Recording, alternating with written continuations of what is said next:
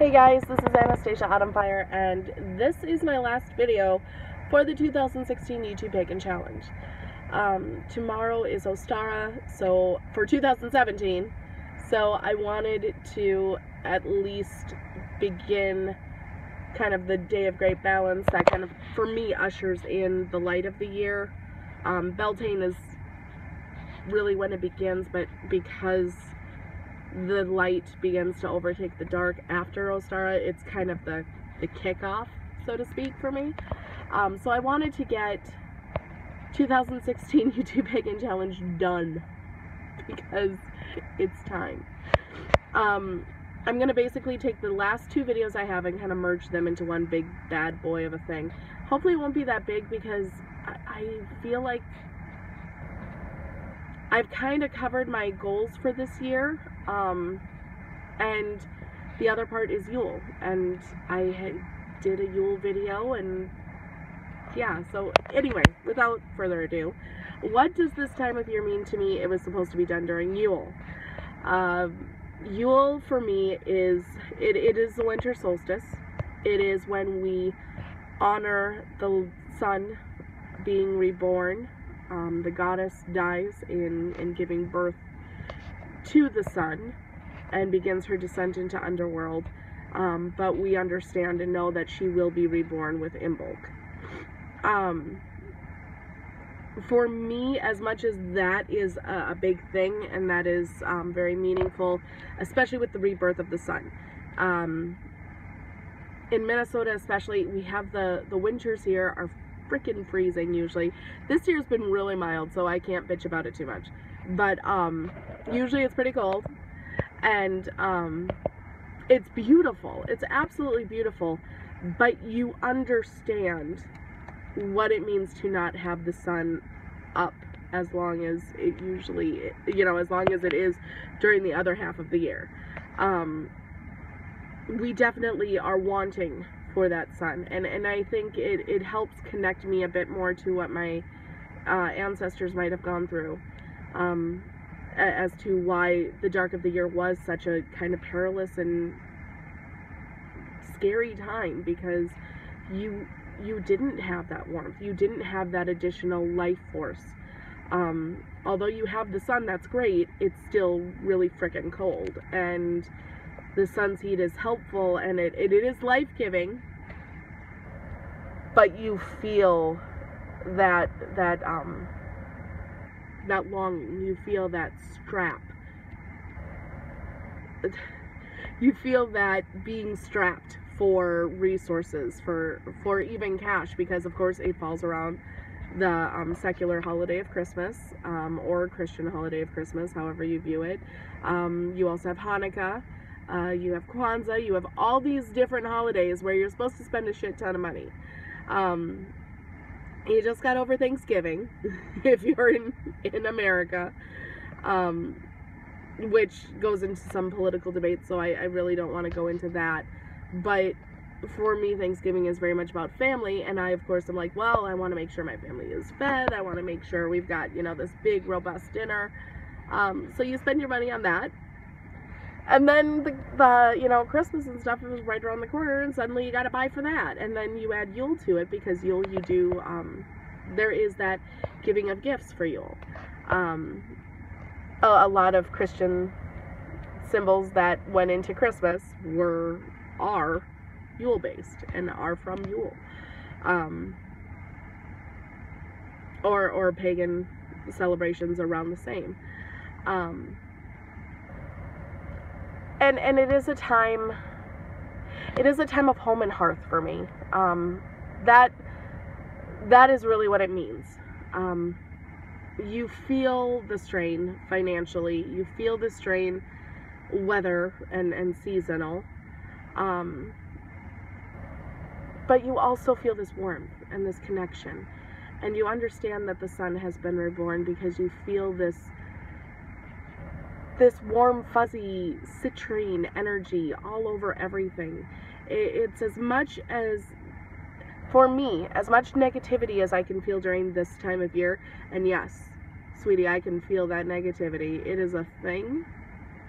It is brutal at times. There are family dynamics you need to take into consideration. Being pagan, there are some that don't know that I'm, you know, pagan, let alone a witch. And so that has to be taken into account. There's a lot of negativity to be had during this time of year. But through it all, for me, there are those things that kind of make it melt away. An example of this, my father and I do not have the best of relationships, just saying. But this time of year reminds me of some of the really good memories I have as a kid. Because we would go around looking at Christmas lights. This is back in the day when newspapers would actually tell you, here are the addresses of all these really cool Christmas light displays. You should go check them out.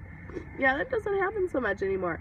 But we would take the newspaper, we would go to whatever gas station and get hot chocolate. Sometimes if he was feeling really fancy and had money, we would go to like a coffee shop even and get a thermos just full of, like, you know, the good hot chocolate. Because there was a difference between a holiday station and like a coffee shop hot chocolate. Hot chocolate. Like, oy, it's a day. So, and we would go around and we would listen to music, and I would hear him remember stories from when he was a kid and just talk endlessly and look at these beautiful houses. And it's one of the great memories I have of him and us. And I love going shopping around this time of year. I love creating during this time of year, because it reminds me about all the things I love in humans. And that sounds really odd to phrase it that way, I guess, in the human race. Because, yes, as a race, we have a huge capacity for greed. We have a huge capacity for taking. And yes, this time of year is very commercialized. But I think the thing that I like, because I am pagan and I do celebrate Yule, Yule becomes about crafting a bit more. Yule becomes about finding that one or multiple gifts that are just perfect for that other person. And that's how Christmas always was for me. It wasn't about what I got. It was about what is the one thing I can give to someone else and just have them be like, dude, are you serious? That's fucking awesome. I can't believe you thought of this, or I can't believe you made this. And it isn't about the praise. It isn't about the compliments of, oh my gosh, this is such a great gift, on the rocks. It was, and it is, just about that, seeing that expression on their face, seeing that gratitude, knowing that I made their day brighter, harnessing a little bit of that sun energy, that solar energy that has been reborn and given back to us after this longest night of the year, because Yule is the longest night of the year. So you feel that darkness and you celebrate it a little bit because it is still a great thing. But in giving the gifts and having the time with family and having the time with friends, you get to give that energy. You get to give that warmth. And that is freaking amazing. And that is what it is about. Yes, the Oak and the Holly King have a battle. In my belief structure, yes, the Oak King wins because light is going to start gaining power and he is the lighter aspect. And yes, that is important to me. But hearth and home is really what that fire is about for me. It's not about a battle being won. It's not about ambition.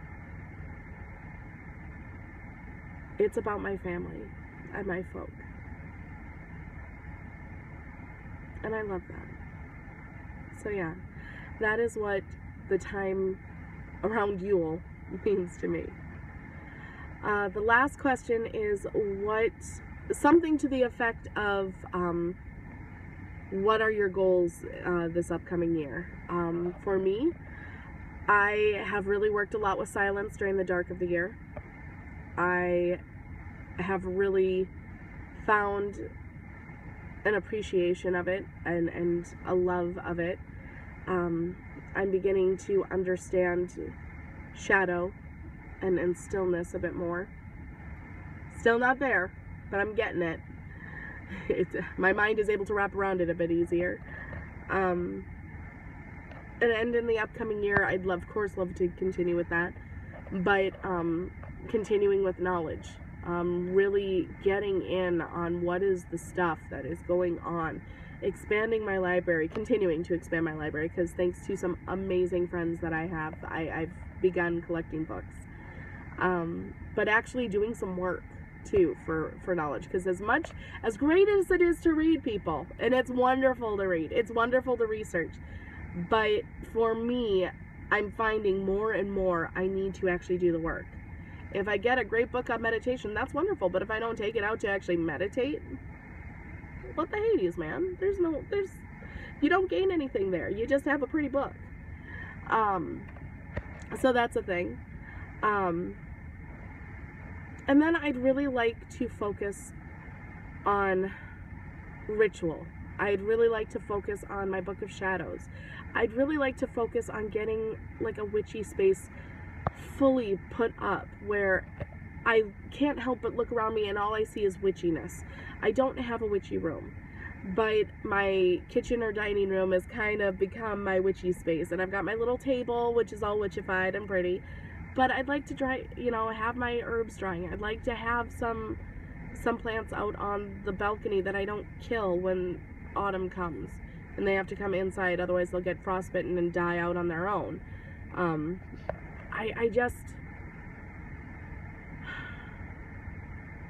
I've done a lot of theory research. I've done a lot of understanding. I've done my seeking. I need to broaden my practice. I make and it's taken me a long time to be able to say this, I make some pretty cool crafts. There's a lot of work I still have to do. There's a long way to still go, but I'm pretty happy with my progression thus far. And my crafts won't stop because that's part of me. But I also need to do some of the spiritual connection, not just the manifestation and the physical creation of these thoughts and theories, but actually contemplate them and actually take them into my being.